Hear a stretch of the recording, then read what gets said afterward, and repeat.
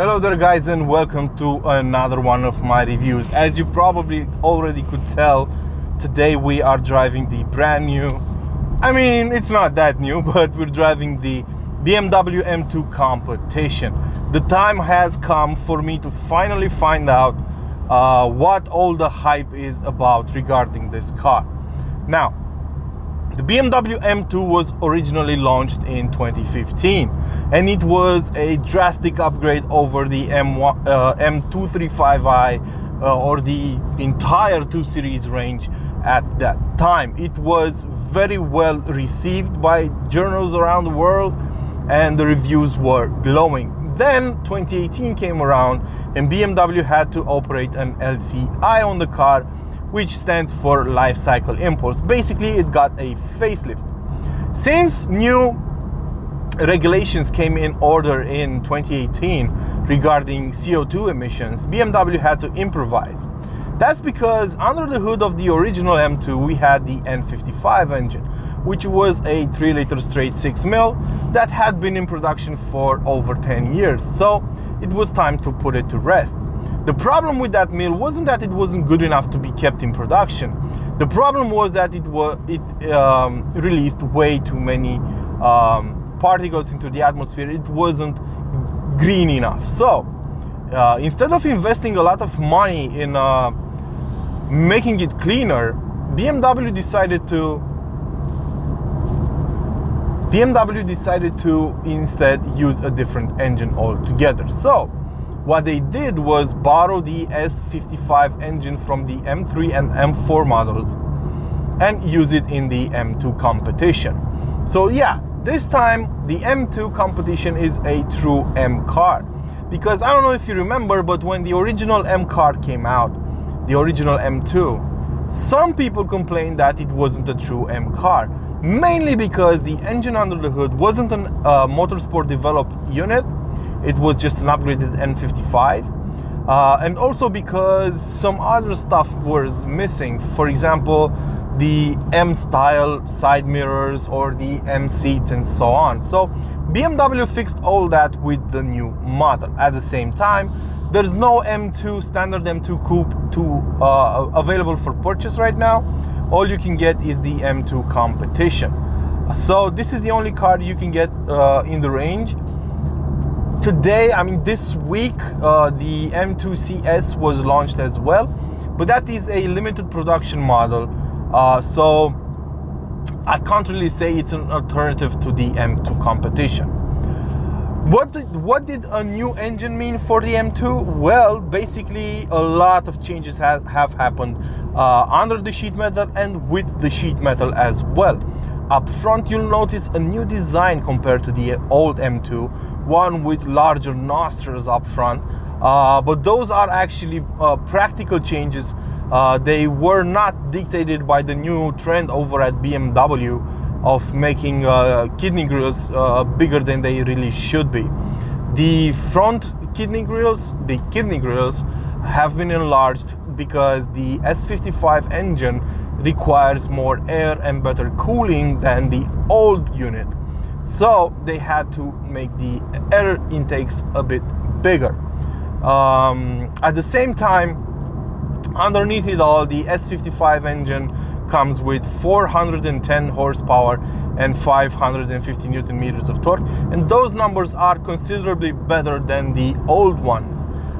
They allow the M2 Competition to be a bit even faster. You will do 0 to 62 miles an hour in 4.2 seconds if you're driving a car with a 7-speed DCT gearbox like the one I'm having today, or 4.4 seconds with a 6-speed manual. The suspension has also been reworked slightly.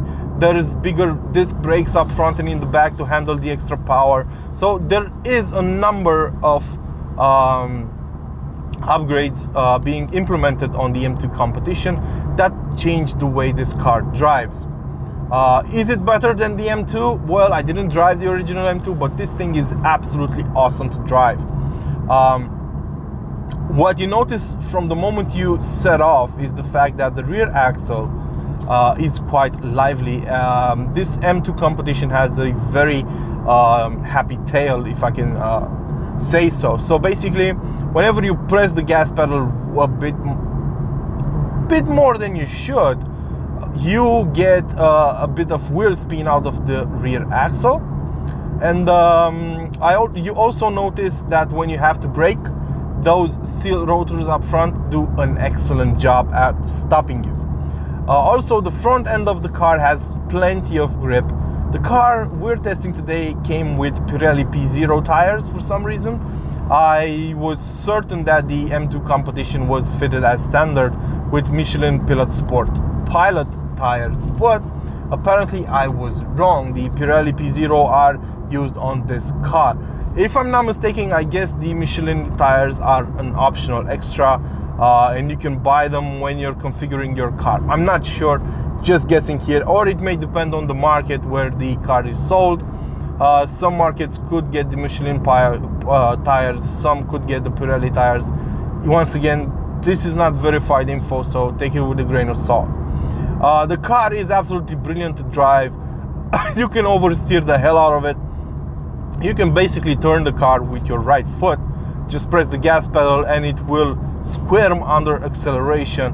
It is a really nice driver's car. The sound it makes is not exactly perfect. The S55 was never loved by BMW enthusiasts around the world.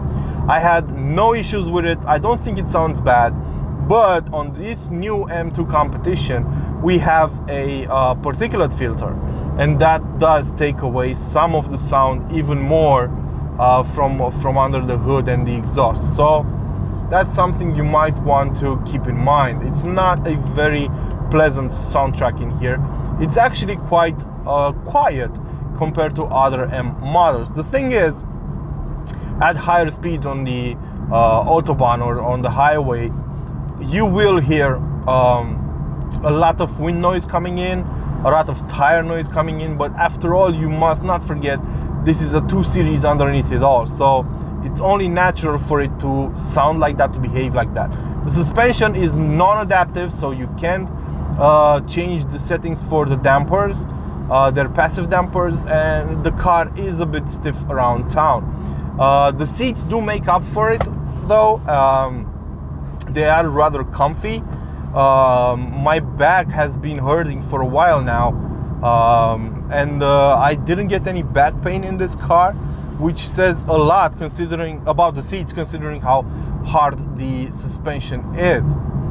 So around town it's also easy to drive, but I would have liked a bit more camber.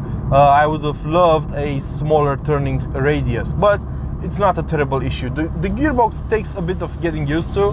If you've never driven a 7-speed DCT, and if you've only driven regular BMWs with the 8-speed ZF gearbox or the ASIN gearbox, you will need some adjusting time, because this is configured to feel more like conventional manual gearbox, if you will. For example, the reverse is also to the left and upwards, just like it would be on a manual gearbox.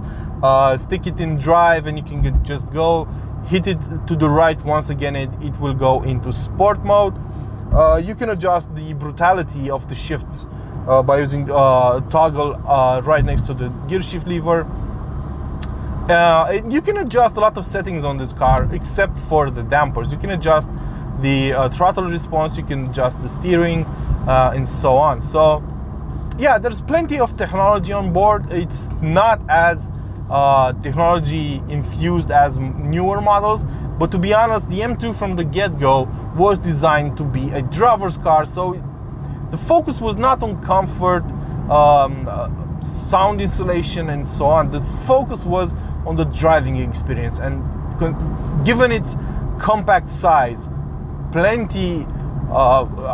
given its plentiful, abundance of power coming from under the hood, the M2 Competition is a very capable car, a very fun car, to be more precise. It's also quite a practical car if you want. There's 4 seats inside. That's something no other rival can claim, because this car's main rival will be the Porsche Cayman GTS, which has only 2 seats, less power. but it is lighter than the M2, so it's a better driver's car. But in the end, you'll also have to live with it if it's your only car. So I guess a bit more practicality would be welcome. So that's where the M2 shines a bit more. Also, the M2 has a straight 6 under the hood, unlike the Porsche, which has a 4-cylinder boxer engine. So give or take, depending on your preference. Also, the M2 is considerably cheaper, about 30% cheaper than the equivalent Porsche. So that's something you might want to keep in mind as well. All of that said, this has been my review of the BMW M2 Competition.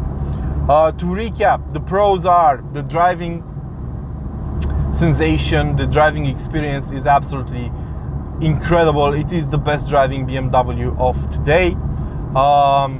It is very fast, drives great, stops great, looks great. On the downside, it's not as refined as other offerings in this segment or in the BMW range. It's not terribly practical. It is practical, but you won't fit adults comfortably in the back. And it can be a bit harsh around town due to its lack of adaptive dampers. All that considered, it is down to you to make a call regarding if this is a good car for you, or if it's not, if it's the best choice for you or not. You can decide on your own. All things considered, I love the M2 Competition. I now understand why so many people love it, and I'm so happy I got to drive it. Until next time, don't forget to like, share, and of course subscribe, and maybe leave a comment for feedback.